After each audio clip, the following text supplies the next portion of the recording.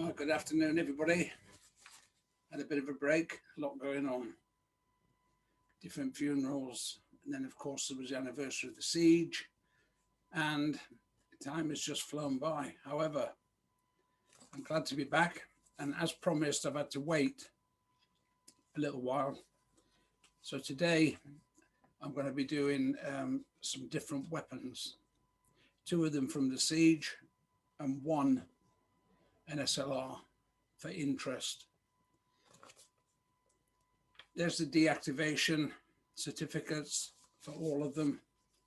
All the weapons used to fire real bullets, but now they're all deactivated, safe. And I'll come on to the safety in a minute. So the weapons have been given to me to use for the demonstrations, for the talks, by a fellow called Isaac Freshwater. And I think I'll just, for those who are interested, Isaac at freshmotors.co.uk is his website. So that's Isaac at freshmotors.co.uk. If you take a look at that, he's kindly loaned me these so that I can go on with the videos as promised once I got hold of the weapons, and that's what we're going to do today. They are all deactivated. Okay, two of them are exact models that we used on the siege by myself back in 1980. Okay, 1980. So once I start handling them, you'll see what I'm talking about. But like anything, the Browning high power 9mm semi-automatic handgun is this one. I have cleared it, and the reason I've got a white background on myself, it's quite difficult to see it otherwise. Okay, that's the first weapon I'm going to do. Just put that down for a second. A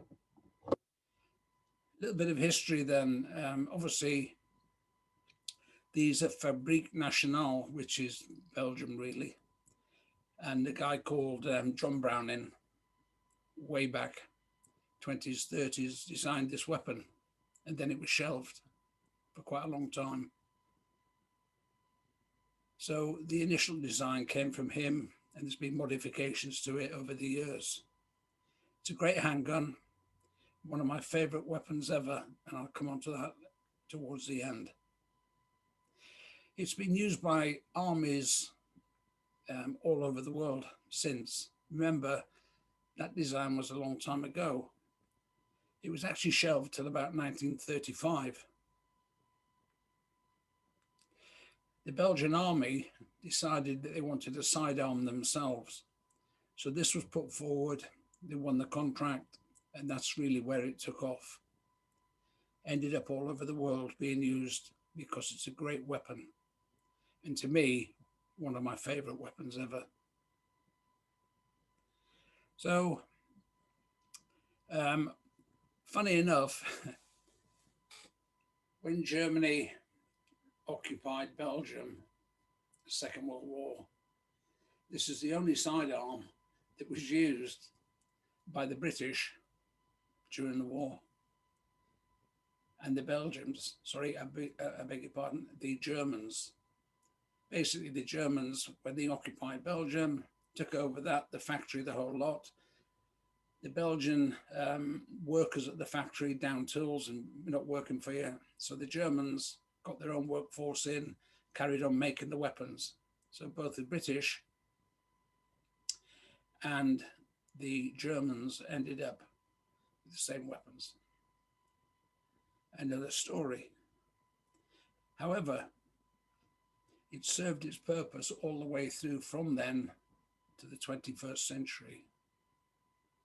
There's a lot of handguns out nowadays, but as you say, you get a favorite, and that was one of my favorites and still is to this day.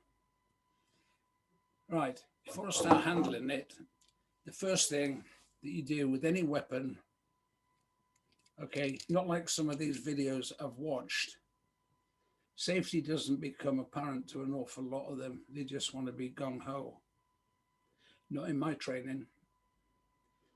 What we call the normal safety precautions is when you pick up a weapon, somebody hands you a weapon, you pick up a weapon out the armory, the first thing you do, you don't take for granted that that weapon is safe.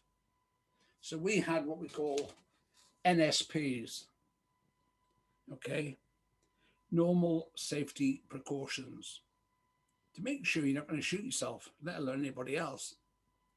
And basically for this type of weapon here, all it is, you pick it up, you point it in a safe direction, be it the floor, be it up in the air, in a safe direction. It's got a magazine on it. Yeah, it has. Take the magazine off by clicking the button there. I'll come on to them in a minute. Oh, it's got rounds in it. Deactivated, guys. They're not real. So you then clear the weapon, look inside. Okay, if there's any other rounds that have dropped on the floor by now, don't worry about that. But you look inside to make sure that barrel is clear. Nothing in there. This is deactivated, as I say. You can put your magazine back on, take the rounds out if you want. If you don't want to, safe direction, pull the trigger. Okay, that is your normal safety precautions carried out. I would then take mine out and put it in a safe place. I know that this weapon now is fit for purpose to instruct on. Okay, I never touch the trigger, ever, unless I want to pull it. So that's where we go along. The weapon has got quite a lot of working parts in it. But before we do that, we'll just mention a few of the main ones. It's got a foresight, it's got a rear sight. Okay, if you look, you'll see it quite clearly, a foresight and a rear sight. Okay, for aiming purposes, we're not going into aiming. It's got a hammer. There's no magazine on there. Even if there was, I'd be quite safe because the hammer goes back to there. And it also has a half cock, which is still safe, to there. Okay, so that's the hammer. Sights and the hammer. This weapon is totally safe. Stay on that side. You've got the trigger guard and you've got the trigger. Above it, when you fire around, because it's semi-automatic, every time you pull the trigger, you fire around. It's not automatic. Keep your finger on the trigger and it keeps firing. It doesn't do that. However, when it goes back to there, it ejects it out. That's the cartridge. The bullet's gone. Okay. So if you come around the other side, okay, have a look at that. Nice and clean. We've got Fabrique Nationale. We've also got serial numbers on the weapon, and we've got the slide locking lever. We'll come on to that one in a second. These are just points of notice. That is a magazine release. You push that in, there's no magazine on it. Push that in, right? It's not going to drop to the floor, but it does drop out when you push it in. Then you can just safely pull the magazine out. Right? All very clever for something that was designed all those years ago. Then it's got the grips. Lots of different grips have been made over the years. I used to use Pacamaya grips. People will have heard of them, but there's a whole load of, take these off, they're only one screw, put another grip on. Sometimes they're nice and a bit more to get hold of. Shooting, in my opinion, the more comfortable you are, the better you do, just like anything. So, and at the moment, we've talked about that side, we've talked about the hammer, we've talked about this side. We'll strip it down in a minute However, I always have to have a go at these guys. You see this ring? You have a lanyard that goes through that. Could go over your shoulder, could go wherever you want to put it. I always say that that's the officers get out of jail free when they try to lose their weapon. They can't lose it because it's attached to them. And that little ring, okay, we never had them on ours. However, it's my little pet for the officers on this particular video. No offense, just a bit of fun. And shooting is fun. But you have to know the weapon. As I said, it has lots of different parts on it. However, we're only interested in a few of the daily ones that you would be cleaning. Okay? If it becomes any more serious than that, you take it into the armory, get them to strip it down and fix it, or indeed throw it out and give you a new one. Simple. In the field, you have a weapon that's in that state. Okay. First thing you do, safety precaution, normal safety precautions. So you take your magazine off, you've still got rounds in it, put it to one side. Put it back 3 or 4 times, have a look inside, make sure you physically look in there. There's nothing in there. Put your magazine back on, fire it in a safe area, put the magazine down. Your weapon is now ready to be stripped down. Okay. So, what's the first? You've done this safety precautions. Now, on this side, which is quite hard to explain, you pull the weapon to the rear, the slide to the rear, and then you engage the safety catch. Okay, the safety catch. You then flick that slide locking lever up, push the other side there, that little button there, you push that in, and then you take the slide locking lever out, place it next to your magazine. You then go back to your safety catch. That's why I've left it this long to mention it, because it becomes a big part of safety, obviously. You then push that down. Do it left-handed if I can. You push that down, and because your slide locking lever is out, you can then take the weapon apart. Okay, the pistol grip, that's as far as you strip it down for normal daily cleaning. Anything else. Side. That leaves me what I used to call the barrel group and the recoil spring. Okay, you get that part there, just behind the recoil spring. Hold it, and then just pull out the recoil spring. Speaks for itself. When it goes backwards, as it fires around, goes back to get to put in the second round in. On the way back, that spring compresses, out goes the cartridge, then you feed your new bullet into the barrel. And that's what I've got left with here. The deactivated barrel, if you look inside that, you can see you can't get anything through that. It's solidly blocked along with other stuff. Okay, so you put the barrel down and you're left with the slide itself, completely empty. That enables you to clean it. Obviously, you can't pull it through because it's absolutely blocked. You pull it through, daily cleaning, okay? You clean your spring, that, and your pistol grip. And that's as far as you go normally. Anything more serious, armory, they can fix it. That's what their job is. So, quite simple. The good thing about it is, when you put it back together, It's just the opposite way of what you did in the first place. So you can pick up these two, slide that one in, only goes in one way. Okay, doesn't go right out the front, even if you try and push it.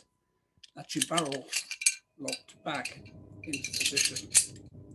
Safe. You get your spring. This can go in two ways, but it can only go in one way properly. And that's with that part there that curves outwards, not the big lumpy one, the other one, that goes to the top. Okay, put the spring back in, and now you're going to have to compress it slightly to make sure it stays in place. There, you can see now that it's flat. If you'd put the other way in, there'd have been a lump, asking for trouble. Simple. If I had one, guys, I'd get you to do it. Then you can turn it over. Nothing's going to drop out. Okay, nothing. What a great weapon. Pistol grip. Okay, I still don't touch the trigger even on that. Put it back in the slide. There's a slide there. See the slide? Just there.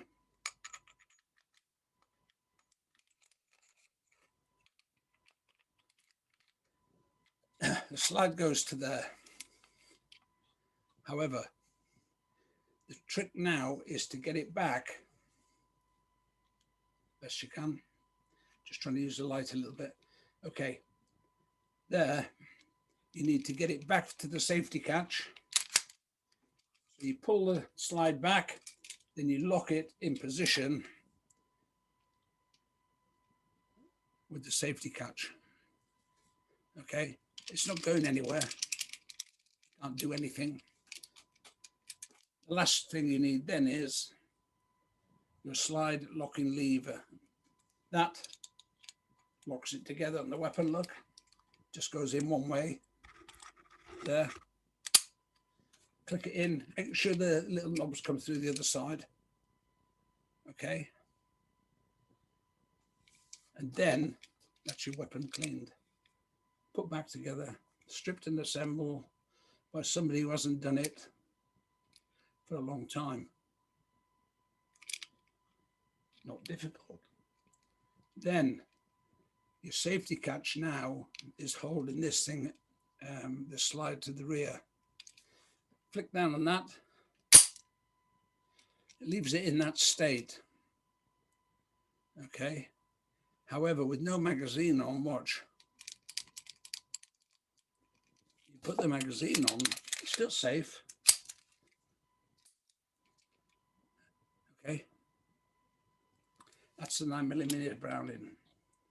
Stripped, cleaned, assembled, named the parts, and the other questions I've been asked, what sort of range? Well, it's a backup weapon. Okay, I've always used it really as a backup weapon.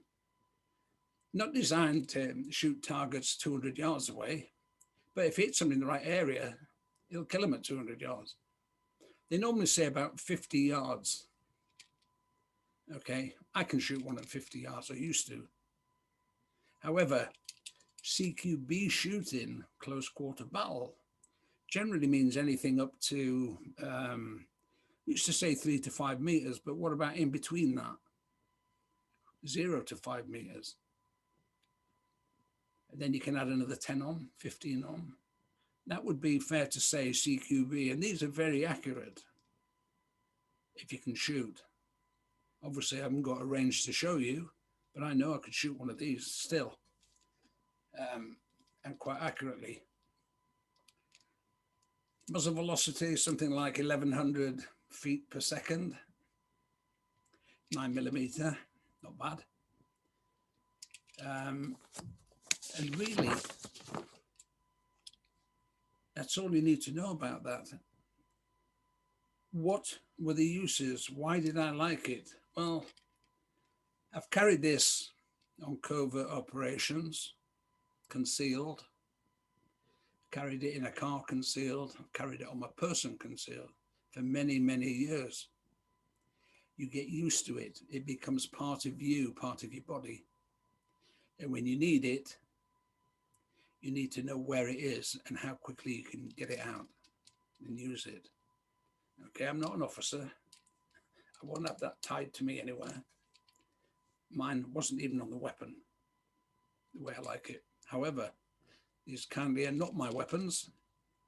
And what Isaac does with them is what Isaac does with them.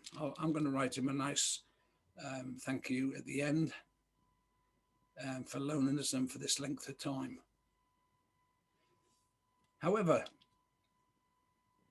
counter-terrorist, talking back to the siege, okay, the MP5 is the next weapon I'm going to do, is the main weapon.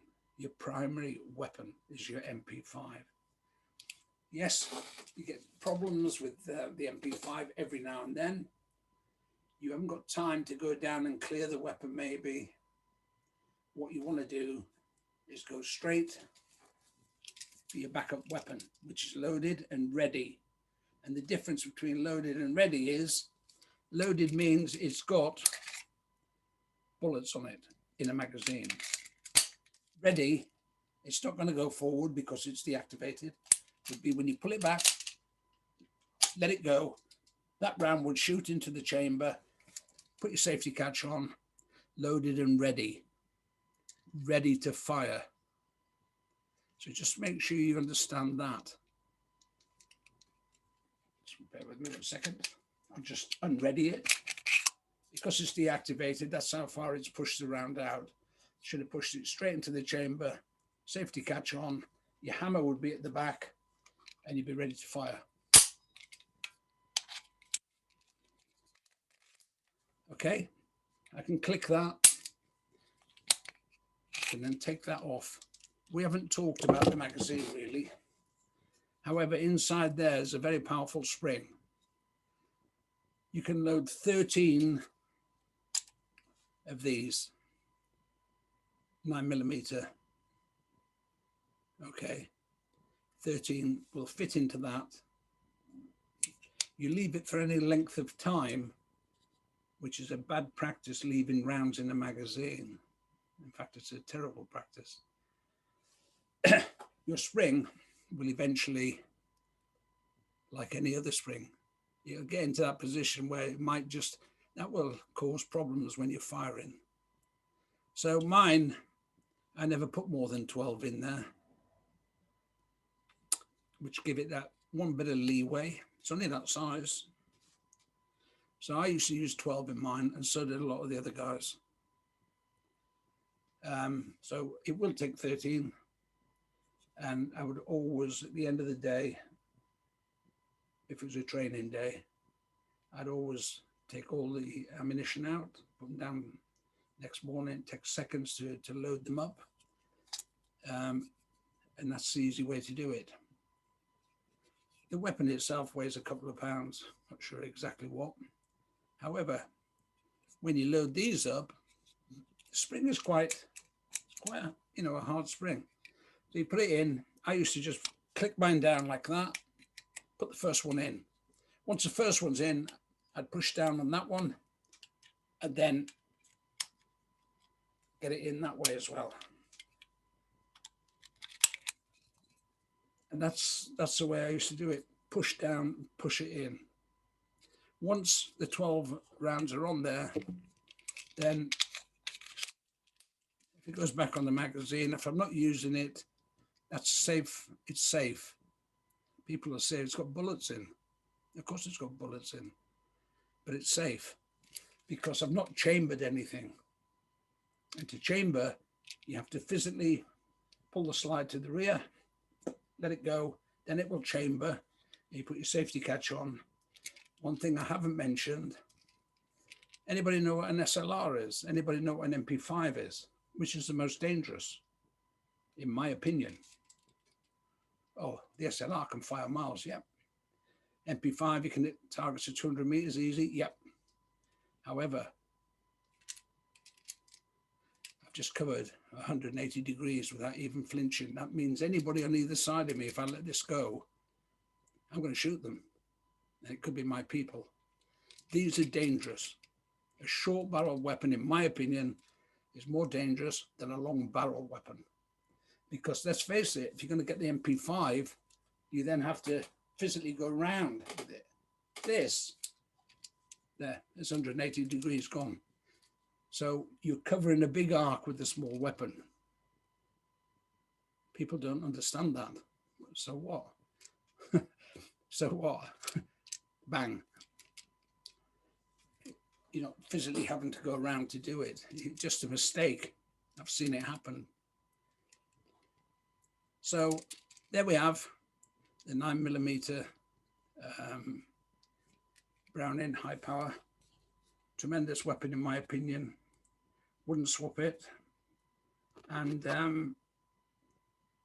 you know, what it can't do isn't worth doing.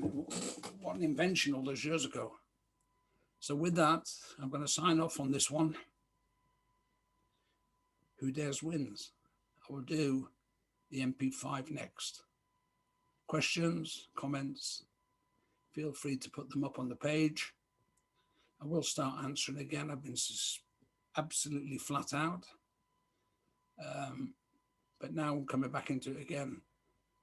And hopefully when this lockdown is over, supposedly next week as such, we can get back on with it.